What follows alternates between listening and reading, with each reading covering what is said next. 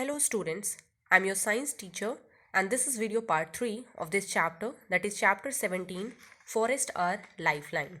So in the previous video part students, we have already discussed about forest structure, importance forests produce, and then we have discussed forest as a system, role of forest in preserving the environment. So in this video part students, firstly we will talk about deforestation. So students, if we talk about deforestation, so large scale cutting of trees or clear land for human use is known as what? Deforestation. So land degradation in arid, semi-arid and subhumid areas resulting from various factors including climatic variations and human activities. So students, we can say that the falling of trees in a mass scale. So that is called what? Deforestation, right?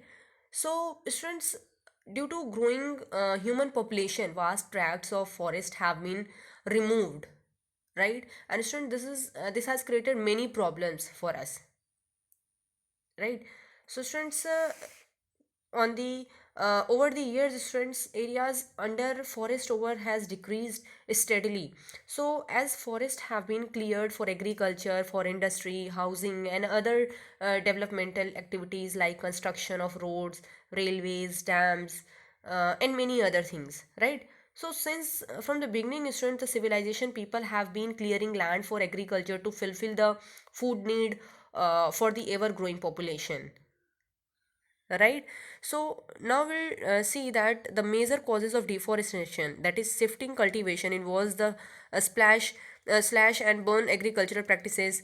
The principal cause of deforestation in Africa, the commercial logging, involves cutting trees for sale as timber and pulp, right?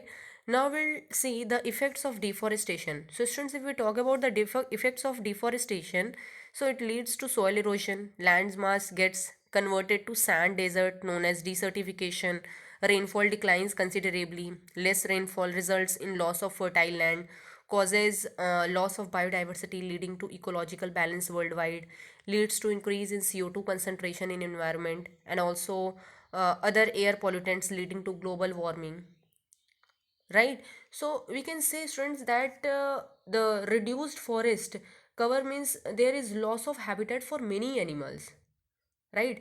Like existence of most of the animals are in danger because of this. Okay, and reduced forest cover means there is a higher percentage of carbon dioxide in the atmosphere, so this can lead what? Global warming, right? So students, to avoid further depletion of forest, there should be a certain measures have to be taken, right? Like we can say that afforestation program should be undertaken on a large scale, right? And special pastures for grazing fields should be made to avoid overgrazing by cattle. People living in the rural and forest area should be encouraged to cut branches and twigs of the trees for their daily requirements, right? So, and government should make stringent laws to protect forests so that these are not further converted into barren lands, right? So, students, we must plant more and more trees, right? So, that's all for today, students. Your chapter is complete now. I hope you all have understood. Thank you.